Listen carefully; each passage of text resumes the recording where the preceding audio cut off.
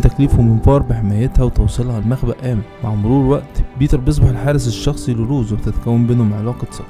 بيكتشفوا ان خالتها وخالها كانوا عملاء نايت سابقين، وان خالتها قبل ما تموت كانت كشفت عن وجود جاسوس داخل البيت الابيض. بيتر قرر يخبي المعلومة دي لحد ما يحدد هوية الخاين ده مين، لكن في النهاية بيطلب المساعدة من فار لانها الشخص الوحيد اللي بيثق فيه في البيت الابيض.